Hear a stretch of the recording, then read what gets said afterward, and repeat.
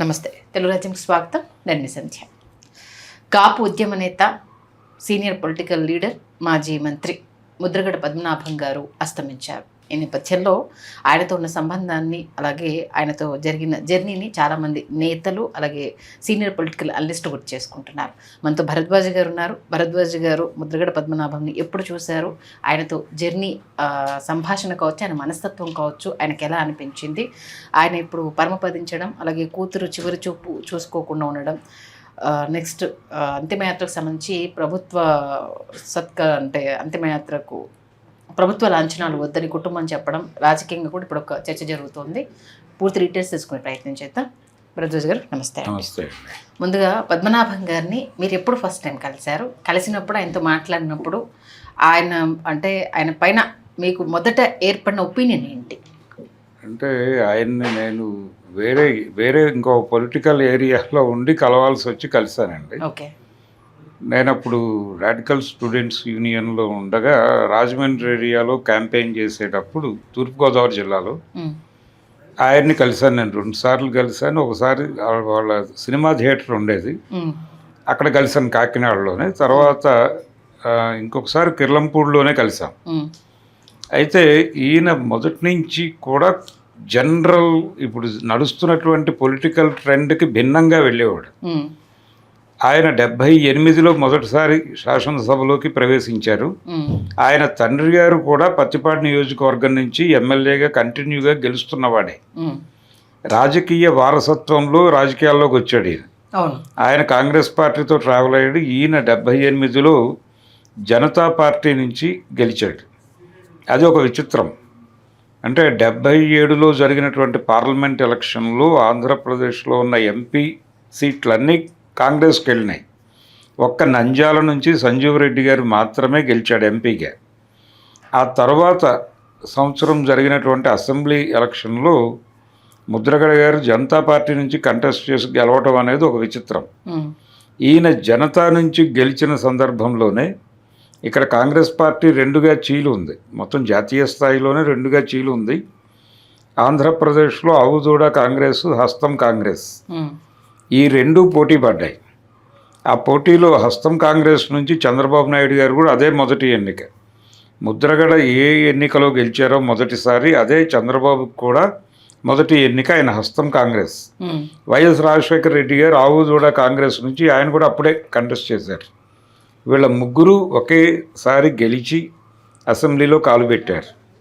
ఇలా మొదలైనటువంటి ఈయన ప్రయాణం 78 తర్వాత జరిగినటువంటి ఎన్నికలకి తెలుగుదేశం పార్టీ ఎమర్జ్ అయింది. తెలుగుదేశం పార్టీతో ట్రావెల్ మొదలైంది. జనతా నుంచి తెలుగుదేశం వైపు. తెలుగుదేశంలో రామారావు గారి క్యాబినెట్లో ఈయన మంత్రిగా ఉంటూ ఆయన తీసుకునేటువంటి నిర్ణయాలు, ఏకపక్ష ధోరణి, దీని మీద నిరసన ప్రకటిస్తూ రాజీనామా లేఖ ఇచ్చాడు ఆయన. ఆ రాజీనామా లేఖ ఇవ్వటం అనే పద్ధతి కూడా చాలా రెబెలియన్గా ఇచ్చాడు ఆయన. అంటే పిలిచి కూర్చుని మాట్లాడించే అవకాశం కూడా ఇవ్వకుండా సడన్గా సీఎం ఆఫీస్కి వెళ్ళి అక్కడ ఇచ్చేసి ఇమ్మీడియట్గా ట్రైన్ ఎక్కేసాడు ఆయన. దొరకలేదు, ట్రాక్ చేయడానికి కూడా దొరకలేదు. అంత వేగంగా చేశాడు. ఆ తర్వాత చెప్పేశాడు, అక్కడికి వెళ్ళి ప్రెస్ మీట్ పెట్టి ఈయన విధానాలు నాకు నచ్చట్లేదు, డెమోక్రటిక్గా లేడే ఆయన, కాబట్టి నేను బయటకు వచ్చాను. ప్రస్తుతం ప్రజారక్షణ సమితి లాంటిది ఏదైనా ఆర్గనైజ్ చేయాలనుకుంటున్నాము అన్నాడు. తర్వాత ఆయన కేఈ కృష్ణమూర్తి, జానారెడ్డి ఇలాంటి ఆ సఫరర్స్తో కలిసి ఆయన ఒక ఆర్గనైజేషన్ ప్రారంభించే ప్రయత్నం చేశాడు. అలా మొదటి నుంచి, అంటే ఇక్కడ కాంగ్రెస్ వేవో తెలుగుదేశం వేవో అన్న పద్ధతిలో ఉండేది. 83 వరకు కాంగ్రెస్ వేవ్, ఆ తర్వాత తెలుగుదేశం వేవ్ కలగలిసింది. దీంతో ఈ రెండిటికి ఎక్కడో చోట భిన్నమైనటువంటి లైన్లోనే ఉన్నాడు ఆయన. ఓకే. అంతే తప్ప మెయిన్ స్ట్రీమ్తో లింక్ అయి లేడు ఎప్పుడు. అంటే కాంగ్రెస్ పార్టీ హవా నడుస్తున్న టైంలో, ఏ కాంగ్రెస్ అయినా కావచ్చు, ఆయన జనతా పార్టీ నుంచి ఎంట్రీ ఇవ్వటం, ఆ తర్వాత కాంగ్రెస్ హవా పీక్స్లో ఉన్న టైంలోనే తెలుగుదేశంతో ట్రావెల్ అవ్వటం, ఆ తర్వాత తెలుగుదేశం నుంచి బయటకు వచ్చి ఇమ్మీడియట్గా కాంగ్రెస్ స్టాండ్ తీసుకోకుండా వేరే ఆల్టర్నేటివ్ గురించి ఆలోచించటం. అందుకని ముద్రగడ పద్మనాభం టోటల్గా ఆంధ్రప్రదేశ్ రాజకీయ చరిత్రలోనే కొంచెం టిపికల్గా కనిపించే పర్సనాలిటీ. ఓకే. అలాగే ఆయన ఆ కాపు కమ్యూనిటీలో ఒక ఆస్పిరేషన్ ఉంది. అంటే కమ్మ కాపు కులాల మధ్య ఒక పోటీ ఉంది. అది బిజినెస్ పరంగా కోస్తా జిల్లాల్లో ఉంది. అలాగే తూర్పుగోదావరి జిల్లాలో కాపు కొంచెం అత్యున్నతమైనటువంటి, అంటే కోస్తా జిల్లాల్లో కృష్ణా, గుంటూరు, పశ్చిమ గోదావరి జిల్లాలో కమ్మ కమ్యూనిటీ ఏ స్థాయి అనుభవిస్తుందో తూర్పుగోదావరి జిల్లాలో కాపులది అదే స్థాయి. ఓకే. అందుకని వంగవీటి రంగాకి కూడా కృష్ణా జిల్లాలో కంటే కూడా తూర్పుగోదావరి జిల్లాలో ఆదరణ ఎక్కువ. అటువంటి పరిస్థితుల్లో అక్కడి నుంచి ఈయన మనకెందుకు పొలిటికల్గా దక్కవలసినటువంటి న్యాయమైన వాటా రావట్లేదు అనే ఒక అంబిషన్ బలంగా ఆయన మాట్లాడటానికి కారణం అది. ఓకే. వంగవీటి రంగా రైజ్ చేశాడు అది. ఇక్కడ స్టార్ట్ అయింది కృష్ణా జిల్లాలో. కాపునాడుతో మొదలుపెట్టాడు ఆయన. ఈ కాపునాడు సందర్భంగా బయట నుంచి మాట్లాడిన వాళ్ళు చాలామంది ఉన్నారు. ముద్రగడ కూడా అప్పుడు అవుట్ సైడర్గానే మాట్లాడాడు. ఆ తర్వాత నెమ్మదిగా ఆయన ఇన్సైడర్గా మారాడు. ఈ మారుతున్న క్రమంలో చాలామందిని కలుపుకుని వెళ్ళాడు. ఎన్టీ రామారావు గారి క్యాబినెట్లో హోంమంత్రిగా ఉన్నటువంటి చేగొండి హర్రామ్ జోగయ్య గారు కూడా వీళ్ళతో చేతులు కలిపాడు. ఉమారెడ్డి వెంకటేశ్వర్లు గారు వీళ్ళతో చేతులు కలిపాడు. మనం కలిసి ఏవైనా చేయగలమా అని అనుకున్నారు. ఆయన 89లో వంగవీటి రంగా హత్యానంతరం జరిగిన ఎన్నికలవి. ఆ ఎన్నికల్లో తెలుగుదేశం పార్టీ ఓడిపోయింది. ఆ ఓటమికి ప్రధాన కారణం రంగా హత్య. రంగా హత్య తెలుగుదేశం పార్టీ నిర్వహించినటువంటి కార్యక్రమం అనేది అందరికీ తెలుసు. ప్రభుత్వ ప్రాయోజిత హత్య అది. ఆ హత్య తాలూకా ప్రభావము ఆ ఎన్నికలో పనిచేసింది. 89లో ఆయన ఓడిపోయాడు. ఓడిపోయిన తర్వాత వచ్చినటువంటి కాంగ్రెస్ గవర్నమెంట్స్లో వీళ్ళు నెమ్మదిగా ఈ కాపు రిజర్వేషన్ విషయాన్ని ప్రస్తావిస్తూ వచ్చారు. ఆ క్రమంలో కోట్ల విజయభాస్కర్ రెడ్డి గారు జీవో ఇష్యూ చేశారు ఎన్నికలకి ముందు. ఇది ఉపయోగపడుతుంది అనుకుని చేశాడు ఆయన. అయితే 94లో జరిగిన ఎన్నికల్లో తిరిగి ఎన్టీఆర్ గెలిచాడు. గెలిచిన తర్వాత ఈ జీవో మీద కోర్టుకు వెళ్ళారు. కోర్టు నుంచి నెగిటివ్ జడ్జిమెంట్ వచ్చింది. ఈరోజు వరకు అది ప్రాపర్గా అంటే ఫ్లోర్ మీద కానీ ఎక్కడ కానీ న్యాయపరమైనటువంటి వ్యవహారాల్లో కూడా ఏ ప్రభుత్వం నుంచి సహకారం అందలేదు. వైఎస్ రాజశేఖర రెడ్డి రోజుల్లోనూ జరగలేదు అది. 94లో గెలిచినటువంటి ఎన్టీ రామారావు గారిని దింపేసి చంద్రబాబు నాయుడు గారు హస్తగతం చేసుకుని ఆయన ఏదో చేస్తానని చెప్పాడు, కానీ అది జరగలేదు. వైఎస్ టైంలోనూ జరగలేదు. ఎవరి టైంలో చివరికి 2016లో అది ఆయన పదే నిరాహార దీక్షలు చేసేవాడు వారింట్లో.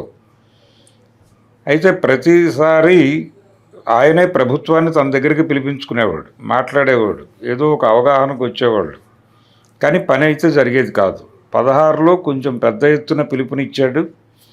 ఆ రైల్ యాక్సిడెంట్ జరగటం అనే దగ్గర ఆయన్ని ఇబ్బంది పెట్టారు. కానీ నిజానికి ఏ ఉద్యమంలోనైనా అలాంటివి జరుగుతాయి. వంగవీటి మోహన్ రంగా హత్యానంతరం జరిగినటువంటి అనేక హత్యలకి ఖచ్చితంగా ప్రభుత్వమే బాధ్యత వహించాలి. అంటే రకరకాలుగా చనిపోయారు జనాలు. ఆ చనిపోయిన వారందరి ప్రాణాలకి వీళ్ళే జవాబుదారీ, అప్పటి ప్రభుత్వమే. అది ఎవరూ మాట్లాడరు. ఆ ట్రైన్ యాక్సిడెంట్ గురించి పదే మాట్లాడతారు. ముద్రగడని భ్రష్టు పట్టించడం కోసం దాన్ని వాడారు.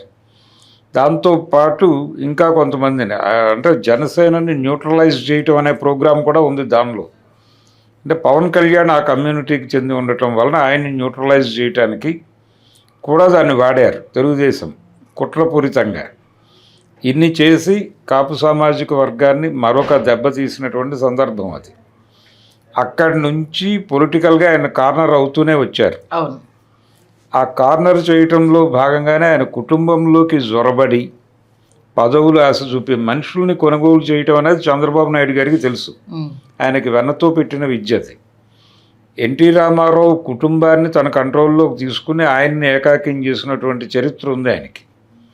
కాబట్టి మార్కెట్ ఎకానమీలో మనిషి సరుకుగా మారిపోతాడు అనేది పొలిటికల్ ఫిలాసఫీ చదివినోడికి తెలుసు. ఆయన మనిషిని సరుకుగా మార్చి కొనేసి ఆయన్ని కుటుంబం నుంచి బయటికి గెంటించేశాడు. అదే ఇప్పుడు చూస్తున్నాం మనం.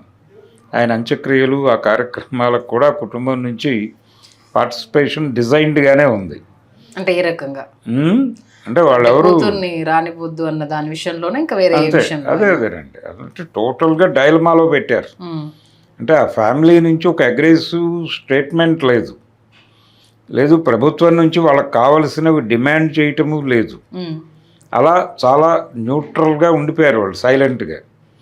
అంటే ప్రభుత్వం ఎలా వ్యవహరించినా మాకు అభ్యంతరం లేదు, అధికార లాంఛనాలా ఇంకొకట అవి ఉన్నా లేకపోయినా పర్వాలేదు అన్న ప్యాసివ్ టోన్లోకి ఆ ఫ్యామిలీని తీసుకెళ్ళిపోయాడు చంద్రబాబు. ఇది కేవలం ముద్రగడ పద్మనాభాన్ని అలా చేయటం కాదండి, టోటల్గా కాపు కమ్యూనిటీ మీదే దీని తాలూకా ప్రభావం పడాలనేది ఆయన ఉద్దేశం. అంటే ముద్రగడ తను జీవించినంత కాలం ఆయన ఇంటి పేరులో ఉన్నట్టుగా ఒక స్టాంప్ ముద్రగానే ఉన్నాడు ఆయన. కానీ ఆ ముద్రని చెరిపేయాలి అనేటువంటి ఒక స్కీమ్ ఉంది చంద్రబాబుకి. ఆ స్కీమ్లో భాగంగా ఇప్పుడు ఆ ఫ్యామిలీ నుంచే ఆయన పావులు కదుపుతూ వస్తున్నాడు. క్రాంతిని అటువైపు వైపు తిప్పడము, అందరినీ కంట్రోల్లోకి తీసుకున్నాడు ఆయన. జనసేన నుంచి ఈ ఆపరేషన్ చేయిస్తున్నాడు ఆయన. చేయిస్తూ చాలా కుట్రపూరితంగా, అంటే కాపులకి రాజకీయాల్లో తగిన ప్రాతినిధ్యం కావాలి అనే కోరికతో పాటు ముఖ్యమంత్రి కావాలి అనేటువంటి ఒక ఆస్పిరేషన్ కూడా ఉండింది. అది రంగా టైంలో కొంచెం బలంగా వినిపించింది. ఆ తర్వాత బలంగా వినిపించే నాయకుడు ఎవరు దొరకలేదు. చిరంజీవి గారు అలా మెరిసి వెళ్ళిపోయాడు. పవన్ కళ్యాణ్కి వీళ్ళు చివరి 24 ఎలక్షన్స్కి ముందు ఒక విజ్ఞప్తి చేశారు. మీరు కూటమితో కలిసే పద్ధతిలో ఒక అగ్రిమెంట్ చేసుకోండి చంద్రబాబుతో, 2.5 years మీరు, 2.5 years ఆయన, ఈ పవర్ షేరింగ్ అగ్రిమెంట్ లేకుండా మీరు పొత్తులోకి వెళ్ళకండి అన్నారు. ఆ మాటలు ఆ కాగితాలు తీసి అవతల పారేసి ఆయన వెళ్ళిపోయి ఆయనతో చేతులు కలిపాడు. అది గాయపరిచింది వీళ్ళని. అది చేగొండ హర్రామ్ జోగయ్య గాయపడ్డాడు, ఈయన గాయపడ్డాడు. ఇక అక్కడి నుంచి ఈయన్ని కార్నర్ చేసి నెట్టివేయటం అనేది మొదలై చివరికి ఆయన తన పేరు మార్చుకునే పరిస్థితి, పద్మనాభరెడ్డిగా పేరు మార్చుకోవాల్సినటువంటి ఒక పరిస్థితిని ఆయన దానికి కూడా పెద్దగా ఇబ్బంది పడలేదు. ఆయన ఏదో మనం కంట్రోల్ చేయగలం అనుకున్నారు కానీ ఆయన కంట్రోల్ కాలేదు. ఆ రెబెలియన్గానే ఉన్నాడు చివరి వరకు. నిలబడ్డాడు. కుటుంబం కాదన్నా, కూతురు కాదన్నా, అల్లుడు తిట్టినా ఆయన ఏమీ పెద్దగా ఫీల్ కాలేదు. ఇది ఇలాగే జరుగుతుంది అని అనుకున్నాడు, అలాగే ఉన్నాడు. అది ఆ నిబద్ధత అనేది ఆదర్శం. ఆ తర్వాత ఎవరైనా ఒక ఫైట్ చేయాలనుకున్న వాళ్ళకి ముద్రగడలో తీసుకోవాల్సినటువంటి ఇన్స్పిరేటివ్ లైన్ అది. ఆయన మొత్తం భిన్నమైనటువంటి ధోరణిలోనే వెళ్ళాడు. పొలిటికల్ కెరియర్ మొత్తం ఎక్కడ మెయిన్ స్ట్రీమ్తో కలిసి లేడు ఆయన ఏ రోజున. అందుకని అదొక విభిన్నమైన, అలా ఉంటూ కూడా తన ప్రాధాన్యతను నిలబెట్టుకున్నాడు.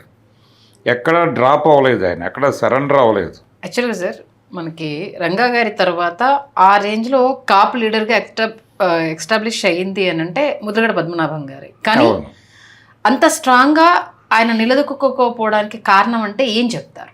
అంటే అంత సౌండ్ చేశారు, కాపు తుని ఇన్సిడెంట్ ఏ రేంజ్లో సెన్సేషన్ అయిందో మనం చూసాము. బట్ ఆ తర్వాత చూసుకుంటే ఆయన పవర్ సెంట్రిక్గా ఎందుకు ఎదగలేకపోయారంటే ఏం చెప్తారు? ఆయన జిల్లా వరకు పరిమితం అయిపోయాడండి. ఆయన బయటకు రాలేదు. ఈ ప్రజారక్షణ సమితి టైంలో కూడా అదే లిమిటేషన్. వీళ్ళు ఆ జిల్లా దాటి బయటకు వచ్చేసి విస్తరించటం అనేది జరగల. అది ప్రాబ్లం. రంగా తిరిగాడు, రంగా ఆర్గనైజ్ చేశాడు, తెలంగాణ వరకు విస్తరించాడు ఆయన. మొత్తం ఉమ్మడి రాష్ట్రం అంతా తిరిగాడు. ఆ తిరగటం అనే ప్రోగ్రాం దగ్గర ఈయన ఆ జిల్లాకి పరిమితం కావటము, అక్కడే పెట్టుకోవటం ప్రతిదీ. అంటే ఒకటి విన్నది ఏంటంటే, ఈయనకు కోపం వచ్చినప్పుడు మాత్రమే కాపు ఉద్యమం గుర్తొస్తుంది, ఈయనకు కోపం లేకపోతే కామ్గా ఉంటే అసలు ఏది పట్టించుకోరు అనేసి ఒకటి విన్నాను. అది మీ దాకా ఎప్పుడైనా వచ్చిందా? లేదు, అది ఉంది ఆయన మీద. కానీ అది మాత్రమే ఉంటే నిజానికి ఆయన ఇంకా చాలా సాధించుకుని ఉండేవాడు పర్సనల్ లెవెల్లో. ఓకే. అది కాదు. అంటే ఆయనకి ఈ చైతన్యం లేదు, మొదటి నుంచి అక్కడ వరకే పరిమితం. రాజశేఖర్ రెడ్డికి 78లో గెలిచిన క్షణమే ముఖ్యమంత్రి కావాలి అనే ప్రోగ్రాం ఉంది. చంద్రబాబు నాయుడికి కూడా గెలిచిన రోజే ఈ రాష్ట్రాన్ని కంట్రోల్ చేయాలనే ప్రోగ్రాం ఉంది. ఈయనకి అలాంటి ప్రోగ్రాం లేదు. అంటే ఓపెన్గా చెప్పాలంటే నేను ఎదగాలి, నా కుటుంబం ఎదగాలి అన్న కాన్సెప్ట్ ఈయనకు లేదు అసలు. నా కుటుంబము అనేది కూడా లేదు ఆయనకి. ఆయన ఆల్రెడీ ఎస్టాబ్లిష్డ్ ఫ్యామిలీ నుంచి వచ్చాడు. వాళ్ళ ఫాదర్ రాఘవయ్య గారు ఆల్రెడీ 3 సార్లు ఎమ్మెల్యే అక్కడ పత్తిపాటి నుంచే గెలిచాడు. గెలిచారంట ఆయన. అవును. అంటే ఆ సపోర్ట్ ఉంది. ఎంతసేపు ఆ లిమిటేషన్ అనేది బౌండరీ పెట్టేసుకున్నారు. అది రావడానికి కారణం అది బ్రాటప్ నుంచి వచ్చిన సమస్య. ఓకే. అందుకని రామారావు గారితో ఆయన ఈజీగా ఘర్షణ పడగలిగాడు. అంటే ఇవన్నీ ఆలోచిస్తే ఆ ఘర్షణలు లేవు. అంటే ఎదగాలి అనుకుంటే అక్కడ లొంగి ఉండేవాడు. ఓకే. రామారావు కాకపోయినా నేను జనతా పార్టీ నుంచి గెలిచాను, మా నాన్న ఇండిపెండెంట్గా గెలిచాడు, తెలుగుదేశం పార్టీ ఉన్నా లేకపోయినా మేము గెలుస్తాం అనే భరోసాతో అక్కడ వరకు లిమిట్ అవ్వటం వలన వచ్చిన కాన్ఫిడెన్స్ అది. అదే ఆయన బలము, అదే ఆయన బలహీనత కూడా. దాన్ని ఆధారం చేసుకుని ఈ బురద కూడా వేసేస్తున్నారు. ఆయనకి మూడు వచ్చినప్పుడు గుర్తొస్తుంది, ఆయనకు లేకపోతే పడుకుని నిద్రపోతాడు. ఆ నిరాహార దీక్ష కూడా వాళ్ళ ఇంట్లోనే చేసుకుంటాడు. అదేదో వాళ్ళ ఇంటి సమస్యగా మాట్లాడతాడు. అంతే తప్ప కాపు కమ్యూనిటీని యునైట్ చేయటం అనే పని ఆయన ఎప్పుడూ పెట్టుకోలేదు అని మాట్లాడతారు. కానీ ఆయనకున్న లిమిటేషను, ఆ లిమిటేషన్లో ఆయన ఊహించిన పద్ధతి, ఆయన్ని గైడ్ చేయడానికి కూడా ఎవరూ ప్రయత్నం చేయలేదు, ముందుకు నడిపించడానికి కూడా ఎవరూ ప్రయత్నం చేయలే. అంటే ట్రాన్స్పోర్ట్ బిజినెస్లో చాలా బలంగా ఉన్నటువంటి దానయ్య గారు అని ఒక ఆయన ఉండేవాడు. ఆ రోజుల్లో కాపునాడుకి ప్రధాన ఫైనాన్సర్ ఆయనే. ఆయన బతుకున్నప్పుడు కొంత ప్రయత్నం చేశాడు ముద్రగడని స్ట్రైట్ వైట్ తిప్పడం కోసం. కానీ అది కూడా 2-3 సభలకు పరిమితం అయిపోయింది. తర్వాత ఆయన వెళ్ళిపోయాడు, ఆగిపోయింది. రంగా తర్వాత ఈయన్ని ఎస్టాబ్లిష్ చేయటానికి కొన్ని ప్రయత్నాలు జరిగినాయి. పిల్ల వెంకటేశ్వరరావు లాంటి ప్రయత్నం చేశాడు. అవేవి ముందుకు నడవలేదు. అవి ముందుకు నడవకుండా చేయటంలో కూడా చంద్రబాబు నాయుడు గారి హస్తం ఉంది.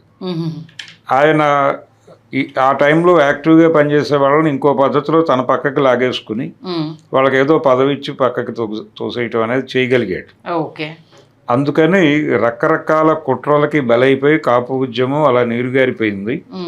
ఇప్పుడు టోటల్గా దిశానిర్దేశం చేసేటువంటి కనీసం ఆలోచించేవాడు కూడా లేడు. ఈ మాత్రం రెబలియన్గా నిలబడేవాడు ఎవడు అనేది వెతుక్కునే పరిస్థితి. ఇప్పుడు ఆయనేమో టోటల్ సరెండర్ మూడ్లో ఉన్నాడు. ఢిల్లీకి సరెండర్ అయి ఉన్నాడు. పైగా పవన్ కళ్యాణ్ ఢిల్లీతో సరెండర్ అవటం వలన మాత్రమే మన ఉనికి ఉంటుంది అనుకుంటున్నాడు. కానీ ఇక్కడ తనకంటూ ఒక ఓట్ బ్యాంకు, ఒక సపోర్ట్ సిస్టము ఏర్పాటు చేసుకోవాలని అనుకోవడం లేదు. ఆయన్ని అందులో ఉంచేశాడు ఆ ఏరియాలో. ఇది జరుగుతున్నటువంటి ప్రక్రియ ఆంధ్ర రాష్ట్ర రాజకీయాల్లో. ముద్రగడ నుంచి నేర్చుకుని ముద్రగడకున్న లిమిటేషన్స్ గురించి కూడా మాట్లాడుతూ జనంలోకి తిరిగి ఆ స్పిరిట్ని తీసుకెళ్ళగలిగిన వాళ్ళకి ఇప్పుడు అవకాశం ఉంది అక్కడ. అంటే అంత చరిష్మాటిక్ లీడర్ కానీ మళ్ళీ ఒక్కసారి ఈ రేంజ్లో మాట్లాడి, అంటే ఒక పర్సన్ని చూడాలి అని అంటే ఇప్పుడున్న పద్ధతిలో అయితే ఎవరిని అనేది మనం చెప్పలేం కదా సార్. పద్మనాభం గారి టైంలో ఓకే కాపు ఉద్యమానికి సంబంధించి ఈయన ఒక లీడర్, ఫేస్ ఆఫ్ ద కాపు సామాజిక వర్గం అన్నట్టు ఆయన ఎస్టాబ్లిష్ అయ్యారు. బట్ ఇప్పుడు చూసుకుంటే రాజకీయాల్లో పార్టీల పరంగా ఒక్కొక్కరు ఏకతాటిపైకి లేకుండా ఆ విభజన అనేది చాలా క్లియర్గా కనిపిస్తుంది. అంత చరిష్మాటిక్గా ఒక్క లీడర్ అనేది సాధ్యమవుతుందా? అంటే కొత్త నాయకులు ఎమర్జ్ కావాలండి. యాస్పిరేషన్ బలంగా ఉంటే, ఈ కోరిక బలంగా ఉంటే డెఫినెట్గా కొత్త నాయకులు ఎమర్జ్ అవుతారు. ఆ కొత్త నాయకులు ఎమర్జ్ అయ్యేటువంటి కండిషన్ వైపు డెమోక్రటైజేషన్లోకి వెళ్ళాలి కాపు కమ్యూనిటీ. వెళ్ళి వాళ్ళు వెతుక్కోవాలి. ఇప్పుడు వెతుక్కుని కొత్త నాయకుడిని బయటకు తీసుకురాగలిగితే మాత్రమే సాధ్యం అది. ఇప్పుడు ఆల్రెడీ ఎస్టాబ్లిష్ అంటే బయట నుంచి వచ్చిన నాయకుడే పవన్ కళ్యాణ్ కూడా. ఆయన ఇన్సైడర్ కాదు, అవుట్ సైడరే. ఆయన రకరకాల ప్రభావాల్లో నుంచి రాజకీయాల్లోకి వచ్చాడు. అవును. వంగవీటి రంగా అలా కాదు. ఆయన తన ఎదుగుదలకి అలాగే మిగిలిన అన్ని అంశాలకి కేంద్రం ఇక్కడే చేసుకున్నాడు. అందుకని ఆయన దాన్ని మాట్లాడగలిగాడు బలంగా. నిజానికి కాపునాడు జరిగినప్పుడు ఆయన జైల్లో ఉన్నాడు. జైల్లో ఉండగా ఆ లెవెల్ మీటింగ్ ఆర్గనైజ్ చేసి మహానాడుకి పోటీగా అక్కడ సీఎం రంగాని నినాదాలు వచ్చినాయి. విన్నాను నేను. కాబట్టి ఆయన జైల్లో ఉండి ఆర్గనైజ్ చేసిన మీటింగ్ అది, ఆయన బయట ఉండి చేసింది కాదు. అవును. ఆ టైంలో వీళ్ళందరితోనూ ఆయన సంబంధాల్లో ఉన్నాడు, ప్రతి ఒక్కళ్ళని అంటే కాన్ఫిడెన్స్లోకి తీసుకున్నాడు, నడిపించాడు. ఇలాంటి ప్రోగ్రాం నిర్వహించగలిగిన వాడు ఒకడు కావాలి ఇప్పుడు. అది ఉన్నవాళ్ళతో అవదు. ఉన్న వాళ్ళందరూ ఏదో పద్ధతిలో అక్కడ లొంగుబాటు ప్రదర్శించిన వాళ్ళే. కాబట్టి ఇప్పుడు కొత్త నాయకుడిని క్రియేట్ చేసుకోకపోతే కమ్మ సామాజిక వర్గానికి ఎన్టీ రామారావు అనే ఒక వేఅవుట్ దొరికింది. వాళ్ళలో కూడా సఫరింగ్ ఉంది అప్పటిదాకా. మాకు ముఖ్యమంత్రి అనేది ఆ కోరికనే ఆయన తీర్చాడు. అలాంటి వాడు ఒకడు కావాలి ఇప్పుడు వీళ్ళు. కాపు సామాజిక వర్గానికి కూడా అలాంటి వాడు అంటే ఒక దిశానిర్దేశం చేయగలిగినటువంటి ఒక టార్చ్ బేరర్ కావాలి వాళ్ళకి. ఉన్న టార్చ్ బేరర్ అయిపోయింది కాబట్టి కొత్త టార్చ్ బేరర్ కోసం వెతకాల్సిన అవసరం ఉంది ఆ కమ్యూనిటీకి. మొత్తానికి 2 శకాలు కాపు కమ్యూనిటీలో ముగిసాయని చెప్పాలి. రంగది ఒక శకం అయితే పద్మనాభం గారు ఒక శకం అనేసి చాలా క్లియర్గా చెప్పవచ్చు. అంటే వీళ్ళిద్దరి నుంచి గుణపాఠాలు నేర్చుకోవాలి. నెక్స్ట్ అయితే అంటే ఎక్కడ మిస్టేక్స్ జరిగాయి, ఇప్పుడు ఏం చేస్తే ముందుకు వెళ్తాము అన్న విషయానికి సంబంధించి అంటే ఈయన సంబంధించేమో లిమిటేషన్ ఉండటం వలన జరిగినటువంటి పొరపాటు, ఆయనకి ఎక్కువ ఆయన అగ్రెసివ్గా ఉండటం వలన జరిగినటువంటి పొరపాటు, ప్రాపర్ వ్యూహం లేకపోవడం అందువలన జరిగింది అది. అంటే స్ట్రైట్గా ఒక్కడు ప్రభుత్వానికి వ్యతిరేకంగా వెళ్ళటం, శత్రువులను పెంచుకోవటం, తానున్నటువంటి పార్టీలోనే శత్రువులను పెంచుకున్నాడు ఆయన. మెయిన్ అది ప్రమాదంగా మారింది. వెంగళరావు దగ్గర నుంచి శిరీష్ రాజు దగ్గర నుంచి ఆ గొడవలు ముదిరి అలా జరిగిపోయింది అది. కాబట్టి వీటన్నిటినీ గుణపాఠాలుగా తీసుకుని ఒక కొత్త నాయకుడిని ఎస్టాబ్లిష్ చేసి ముందుకు నడవాల్సిన అవసరం ఉంది. ఇప్పుడు చూద్దాం మరి ఎవరు గుణపాఠాలు నేర్చుకుంటారు, ఈ అంశాన్ని ఎవరు అందిపుచ్చుకొని ముందుకు వెళ్తారు అనేది మంచి విశ్లేషణ అందించారు. Thank you sir. Thank you. Hello, Telugu రాజ్యం ఛానల్ చూస్తున్నారా? సామాజిక రాజకీయ జీవన చిత్రణే తెలుగు రాజ్యం. అతిశయోక్తులు అసత్యాలు ఉండవు. రాజకీయ కోణం కాదు, ప్రజా కోణమే కొలబద్ద. తెలుగు రాజ్యం వీక్షణ మీ ఉత్తమ అభిరుచికి నిదర్శనం.